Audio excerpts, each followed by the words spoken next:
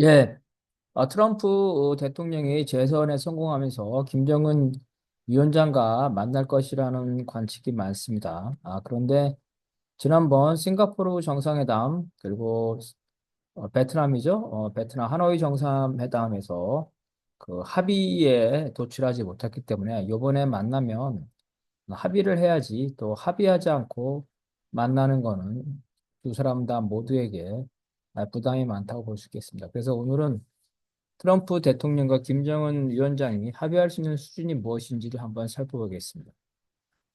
트럼프 대통령은 이제 우크라이나 전쟁, 중동 전쟁, 조선의 핵무장, 대만을 둘러싼 중미 이 군사 대결 순으로 현안을 해결할 것입니다. 제일 급한 게 우크라이나 전쟁이죠. 그 다음에 중동 전쟁입니다. 그 세 번째가 아마 조선의 핵무장에 관한 라고 보게 되겠습니다. 트럼프가 이들 문제에 대해서 완전 해결이 아니라 잠정적으로만 해결하더라도 우크라이나와 중동에서 휴전이죠. 휴전만 이끌어낸다 하더라도 노벨 평화상을 탈 수 있다고 봅니다. 트럼프 대통령은 재선에 성공했을 뿐만 아니라 공화당이 상원과 하원에 모두 장악할 예정입니다.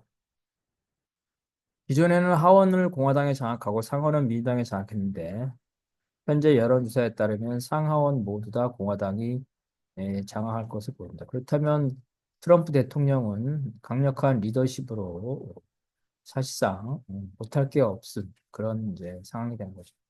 그래서 유럽과 중동 동북아에서 평화를 정착시킨 공로를 인정받는다면 이제 자기가 모든 걸 다 이뤄준 거죠. 마지막 축배를 들고자 할 것입니다.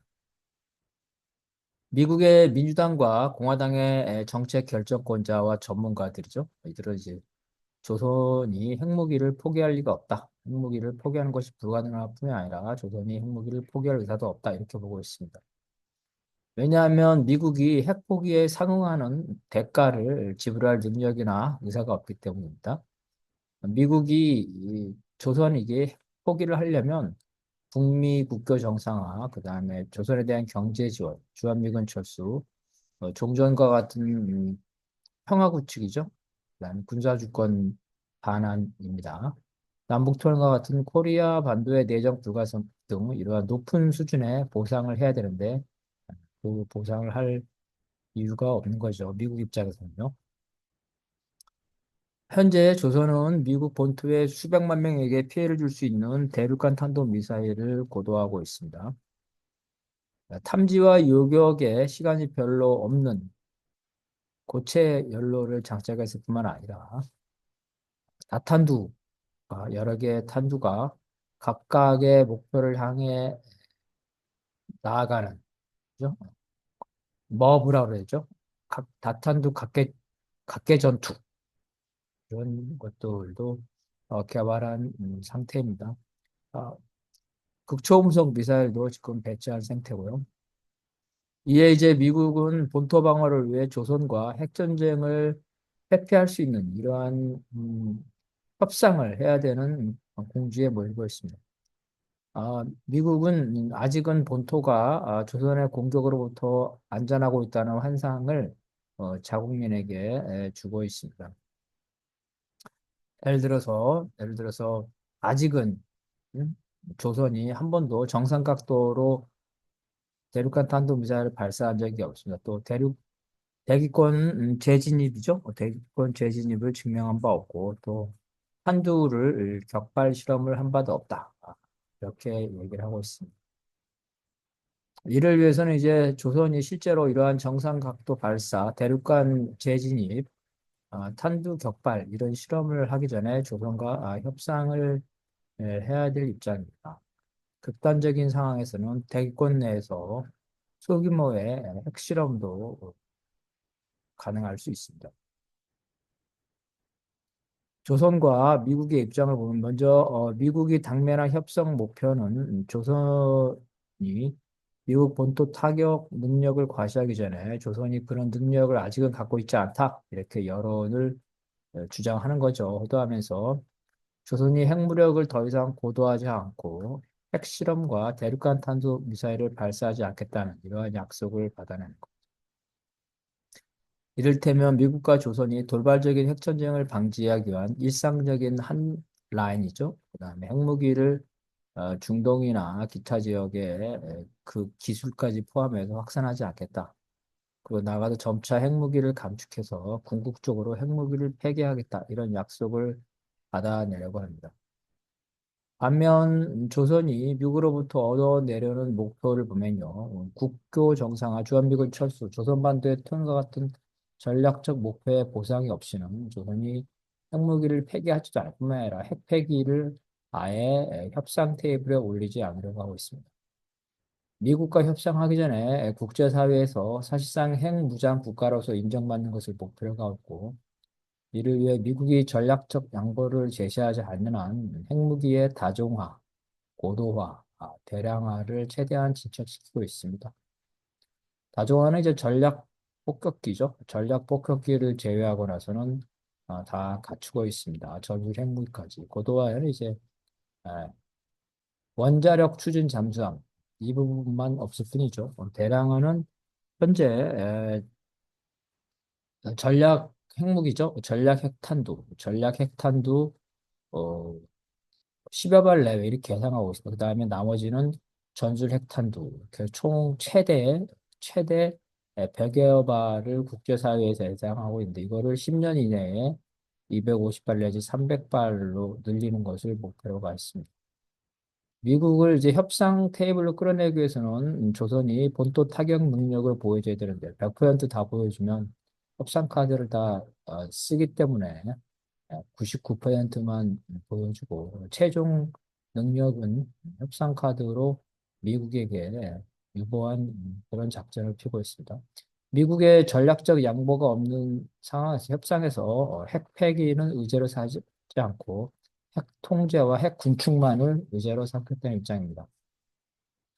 북미의 이런 입장에서 볼 때 합의할 수 있는 수준은 일단 조선이 대륙간 탄도미사일과 핵실험을 동결하고 현재 수준에서 핵무기의 다종화, 고도화, 대량화를 중단하는 것입니다. 또한 돌발적인 충돌과 핵 확산을 예방하는 고위급 회담을 정례하고 쌍방 간에 제한적인 사찰단을 교환하는 겁니다. 미국은 그 대가로 경제 제재를 해제하고 남북 교류와 조선에 대한 해외 투자를 방해하지 않는 겁니다. 한마디로 단계별이죠. 스몰 딜이 가능하겠습니다.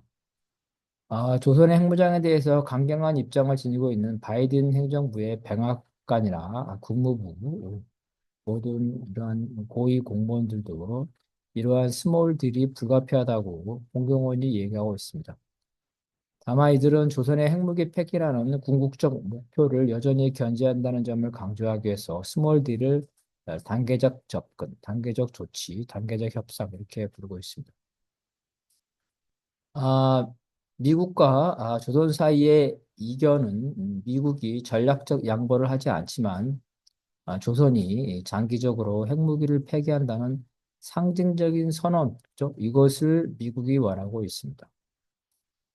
미국의 정치인과 전문가들은 조선의 핵 보유를 막을 수 없고 또 본토의 안전을 확보하는 것, 이 두 가지 이 관점에서 볼 때, 전문가들은 한국과 미국의 핵무장을 막으려면 조선이 장기적으로 핵 무기를 폐기한다. 이런 약속을 받아낼 필요가 있다는 거죠.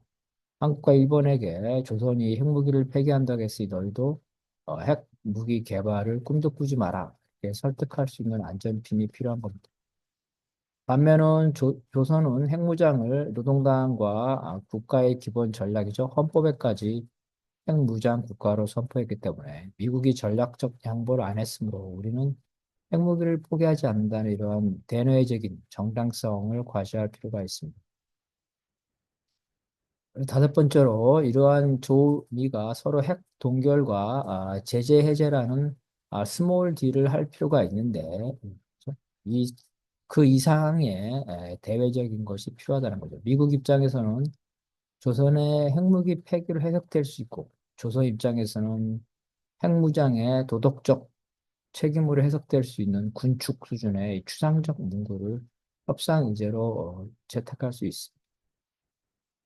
이를테면 이제 글로벌 차원이나 동북아 차원에서 핵 확산에 반대하고 이 핵 확산에 반대한다는 거는 북의 핵무기를 기정사실화하면서 한국과 일본의 핵무기 개발에 반대한다는 이러한 의미를 가지고 있습니다. 궁극적으로 핵무기 없는 세상을 만들어 가는데 조선과 미국이 노력하고 이를 위해 구체적인 협의와 프로세스, 제도를 이후에 마련한다. 이런 정도의 추상적으로 선언을 하는 거죠. 즉 미국은 이러한 문안을 조선의 핵폐기라고 선전할 수 있고 조선은 이러한 문안을 반대로 핵 무력을 사실상 인정받고 세계적인 차원의 핵 군축으로 선전할 수 있는 이러한 추상적 합의를 하는 겁니다. 어떠한 조미 협상이 타결되더라도 미국은 중국과 러시아를 견제하기 위해서 동북아에서 한국과 일본에서 미군을 철수할 수 없습니다. 그 명분을 마련하기 위해서는 조선과 적대적인 관계에 있어야 되는 거죠. 중국과 러시아를 바로 정면으로 이 적대화하기보다는 조선을 적대화한다면서 동북아에 미군의 전력을 주둔할 수 있는 것. 결국은 조미 관계는 본질적으로 대치 관계를 벗어날 수 없다는 겁니다.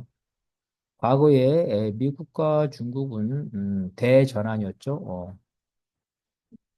국교를 정상화하고 그 위에 글로벌 차원에서 분업이죠. 세계 분업을 통해서 미국과 중국이 파트너십으로 2000년대까지 잘 지냈는데 그와 같은 일은 조선과 미국 사이에서 일어나지 않는다는 겁니다. 왜냐하면은 미국은 항상 중국과 소련을 분리시키려 했는데 중소 분쟁 때 미국이 소련이 중국에 대해서 핵전쟁을 하려는 걸 막았습니다. 중국은 당연히 미국에 대해서 그걸 고마했겠죠. 이런 여파로 미국과 중국이 전격적으로 국교를 수립하고 파트너 관계로 간 겁니다. 즉 미국의 소련 고립 정책의 결과라는 거죠. 또 한편 베트남도 마찬가지입니다. 베트남과 중국은 서로 전쟁을 한 바 있습니다. 그래서 베트남이 중국과 적대 관계인데 그래서 중국을 고립하기 위해서 미국이 과거에 적대 관계였던 베트남과 전격적으로 관계 개선을 한 겁니다. 조선은 현재 조건에서는 중국과 러시아와의 동맹 관계인데 조선이 중국과 러시아와 적대적 관계가 돼서 그래서 미국과 친해지는 이러한 사태가 벌어지기는 지금으로서는 어렵겠죠. 즉 베트남과 같이 중국이나 러시아와 적대적인 관계가 되지 않는 이상, 북이 러시아와 중국 편에 있는 이상, 미국은 조선과 관계를 일부죠. 일부에서만 개선할 수 있다는 겁니다. 근본적으로 적대 관계를 계속 유지해야 된다는 거죠. 결론적으로 조선과 미국은 본질적인 타격이 없다 하더라도 상징적인 구두 합의로만 하더라도 미국은 본토에 대한 공격이죠. 이거의 가능성을 제기할 수 있고 조선 역시 이 미국과의 관계 안보적인 측면에서 우려를 일부 완화하고 경제 제재와 경제 발전에 도움된다는 거죠. 트럼프나 김정은 국무위원장 모두 자신의 지도를 그 대회에 과시할 수 있고 트럼프의 경우는 이제 노벨 평화상 이거를 누릴 수가 있겠습니다. 그래서 양자는 정상회담을 추진할 가능성이 많다는 거죠. 다만 미국과 한국, 일본을 설득하기 위해서는 핵 폐기로 해결될 수 있는 상징적인 문안, 반대로 조선의 입장에서는 핵 군축으로 상징되는 그러한 문안, 서로 다른 말을 할 수 있는 모호한이죠, 모호한. 각자 자기 나라로 돌아가서 자기에게 유리하게 얘기할 수 있는 미국은 핵폐기라고 조선은 핵 군축이라고 말할 수 있는 그러한 추상적인 하부 동구를 조율을 해야지만 정상회담은 실질적인 성과를 낼 수 있습니다. 그래서 이러한 실질적인 합의 문구가 실무적으로 적용될 때까지 실제 정상회담까지는 실무급 회담에서 여러 차례 진통을 겪을 것으로 예상이 됩니다.